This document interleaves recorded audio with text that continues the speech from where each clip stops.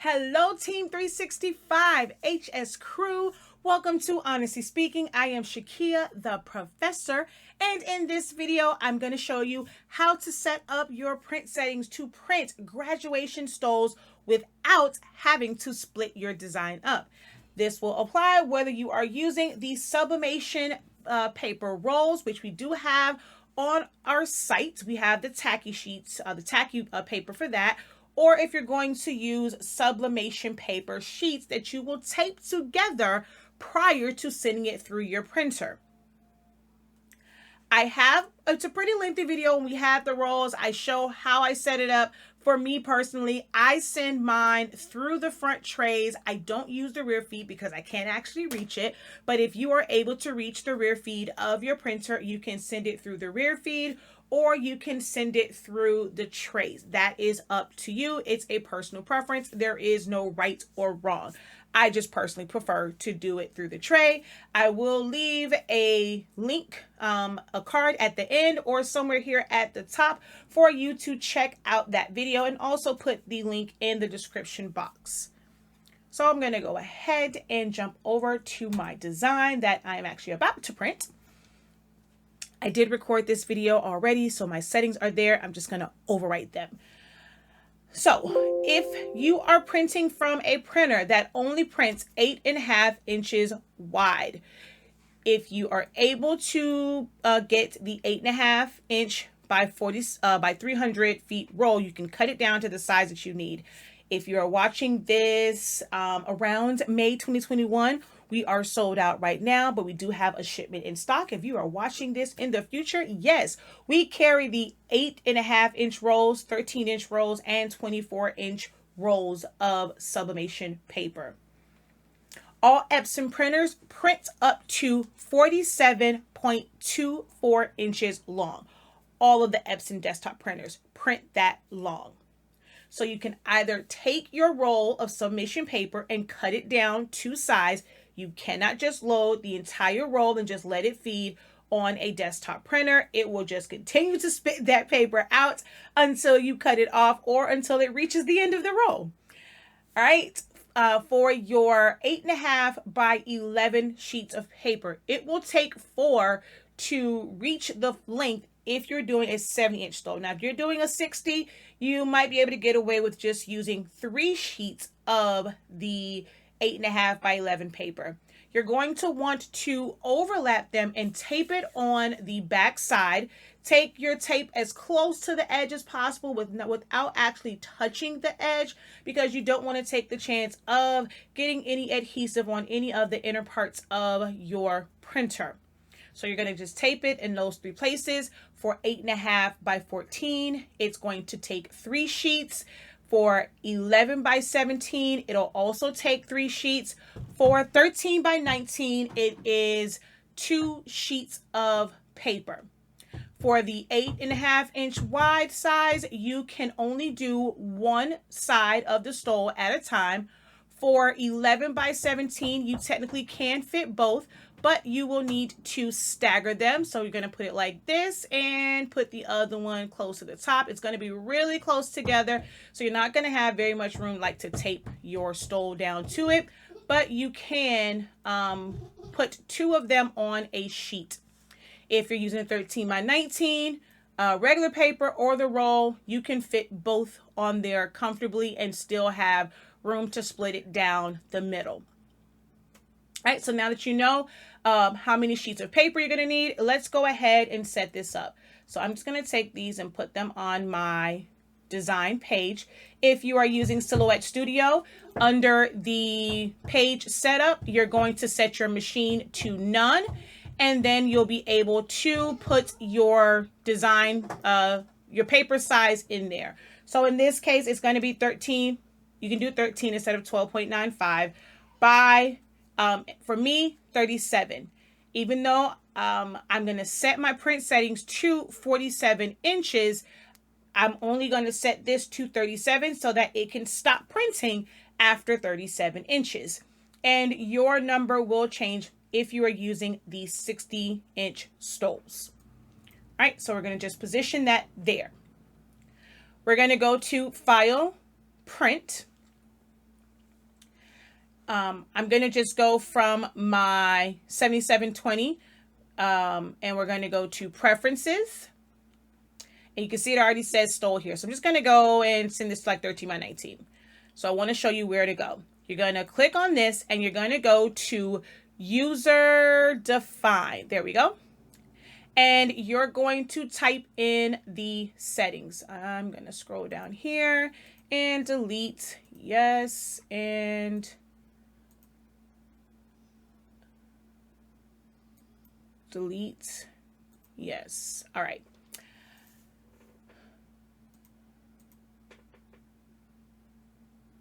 I didn't check borderless, did I?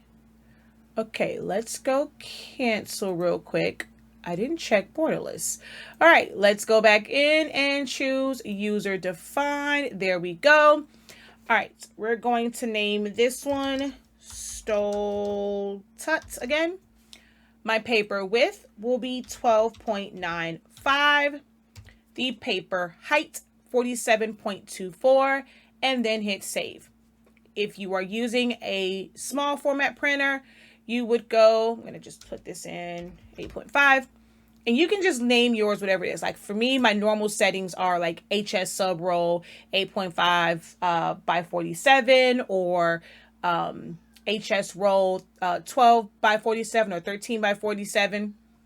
So you would name it that. You don't have to name it, of course, stole, because it will be the same no matter what it is that you're printing. So this one, 8.5. My paper width is going to be 8.5. And then, of course, the height stays the same.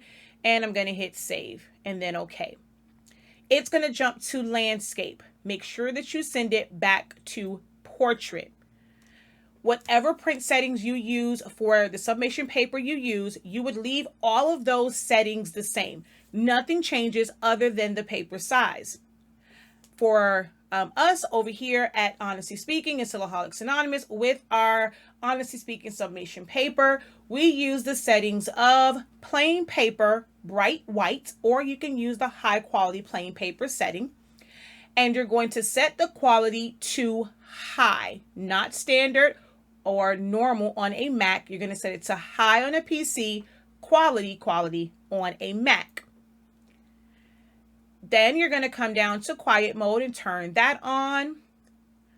Under more options, I uncheck high speed. I have mirror image selected. Under color corrections, I go to custom, advanced, color controls. Color mode is Adobe RGB. I use 1.8. You can use 2.2 if that is the setting that you prefer. I'm going to hit OK. And this is ready to go to print. You can also add and remove this as a preset for that size paper. As you can see, I have a lot of presets set here, but you can set that as a preset. So I'm just going to go ahead and let's go back to the Stole Tut, which is the 13-inch wide size. I'm going to hit OK, and normally I would hit print, but I don't have my paper cut ready to print. So I'm not going to do that. I'm just going to hit apply and then cancel so that I can show you my print border. Well, let's go back to this. It did not adjust for some reason. Let's go File, Print, Preferences. Did it switch to landscape? It did go back to landscape. So we're going to go portrait. Always make sure that it is on portrait before you hit print. That's why it's also a good idea to save the preset so you don't have to worry about that. So we're going to go portrait and I'm going to hit OK. I'm going to hit apply and then cancel and watch my print line jump.